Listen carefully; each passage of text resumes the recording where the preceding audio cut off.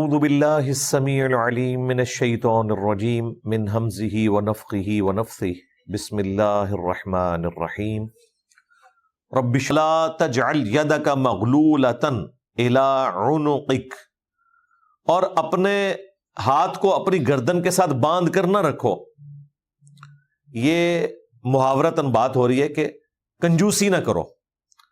ولا تبسطها کل البسط، اور نہ اپنے ہاتھوں کو پورا کھول دو، یعنی فضول خرچی بھی نہ کرو، کنجوسی بھی نہ کرو اور فضول خرچی بھی نہ کرو۔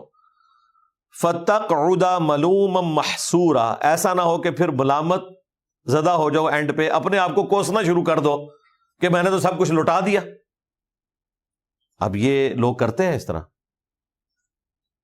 اتنی فضول خرچی کرتے ہیں کہ کنگال ہو کے بیٹھ جاتے ہیں اور نیکی گلے پڑ جاتی ہے۔ بعض اوقات نیکی کے کاموں میں اتنی فضول خرچی کر دیتے ہیں کہ جہاں پیسے ان کی ضرورت تھے وہاں وہ لگا نہیں سکتے، کیونکہ انہوں نے اللہ کی راہ میں خرچ کر دیا۔ اللہ تعالیٰ نے کہا اس قسم کی نیکی نہ کرو۔ اور کئی لوگ اس قسم کی نیکی اپنے ساتھ خود کر رہے ہوتے ہیں، جو بیسیکلی بدی کر رہے ہوتے ہیں۔ اگر ایک بندے کی مہینے کی انکم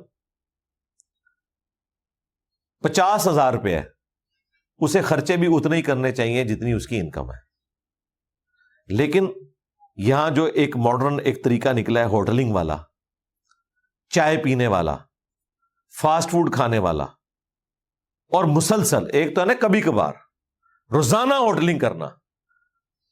آج کل تو چائے کا کپ بھی جو ہے وہ 70-80 روپے کا ہوا ہے، فضول قسم کی جو چائے ہے۔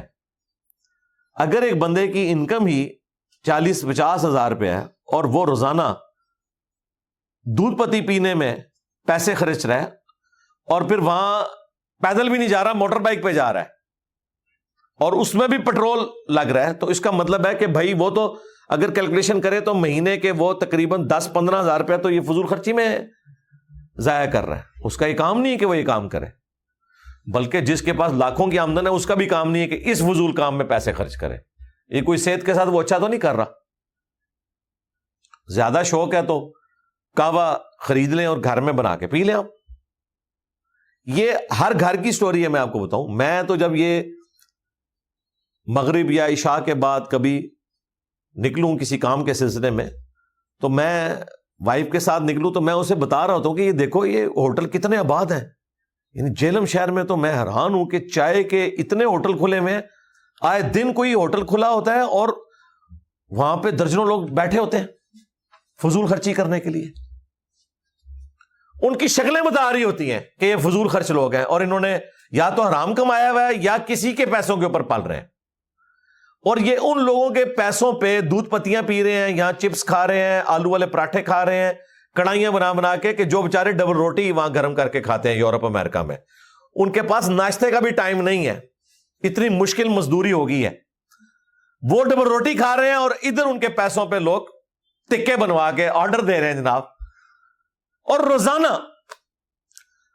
فضول خرچی تو ایک ایلیمنٹ ہے جو یہ اپنے معدے کے ساتھ ظلم کر رہے ہیں۔ آج آپ ٹین ایجرز بچوں کو دیکھیں، معدے ان کے ایسے خراب ہو چکے ہیں کہ ان کی میڈیکل لائف جو ہے وہ 50 سال کی ہو چکی ہے۔ عمر کتنی ہے؟ 20 سال 22 سال، میڈیکل لائف 50 سال ہو چکی ہے۔ یعنی آرگنز جو ہیں وہ اس ڈس آرڈر کا شکار ہو گئے ہیں، جس کی وجہ سے ان کی میڈیکل لائف جو ہے وہ ایکسپائر ہو چکی ہوئی ہے۔ 50 تک پہنچتے پہنچتے وہ 80 سال کے ہو گئے ہوں گے، تو 80 کے بعد تو موت ہی آنی چاہیے نا، پھر آ بھی جاتی ہے۔ آپ کو سننے کو اکثر پتہ چلتا ہے جی اسے معدے کا السر ہو گیا ہے۔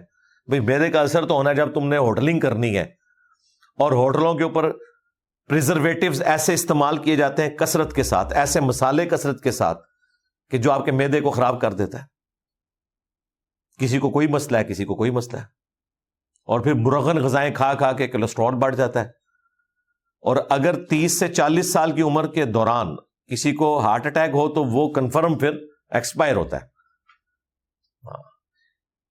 اس عمر میں اگر ہارٹ اٹیک کسی کو ہونا تو جس طریقے سے جسم اسے ریئیکٹ کرتا ہے تو وہ پھر ہارٹ کا فیلئر ہی ہوتا ہے۔ بڑی عمر میں یعنی 50+، 60+ ہارٹ اٹیک ہو تو سروائیول کے پھر بھی چانسز ہوتے ہیں۔ چھوٹی عمر میں اس لیے آپ دیکھتے ہیں کہ جتنے بھی اس عمر کے ہارٹ اٹیک ہیں کوئی زندہ نہیں بچتا۔ لوگ کہتے ہیں بالکل صحت ٹھیک تھی، او بھائی سامنے سے صحت ٹھیک تھی، لیکن خوراک، ایٹیچیوڈ اور اپنے معاملات خراب تھے. باقی اللہ کی طرف سے جو زندگی لکھی ہے وہ اپنی جگہ، لیکن احتیاط معاملہ کرنا ہے. صحیح بخاری میں حدیث ہے کہ 2 نعمتیں ایسی ہیں جن کے بارے میں اکثریت غفلت کا شکار ہے. نمبر 1 صحت اور نمبر 2 فرصت. یہ بخاری کی حدیث ہے کہ یہ 2 نعمتیں ایسی ہیں کہ اکثریت اس معاملے میں غافل ہے. اچھی صحت اور فرصت. صحت ہو تو آپ بہت کچھ کر سکتے ہیں، فرصت بھی ہونا ضروری ہے. بعض لوگوں کے پاس صحت ہوتی ہے لیکن ان کے پاس اتنا ٹائم نہیں ہوتا کہ وہ کچھ کر سکے پازیٹو کام. لہذا جس کے پاس صحت ہے پلس اسے ٹائم بھی ملا ہوا ہے تو وہ اسے غنیمت جانے، اس سے بڑی کوئی نعمت نہیں ہو سکتی، وہ اسے یوٹیلائز کرے.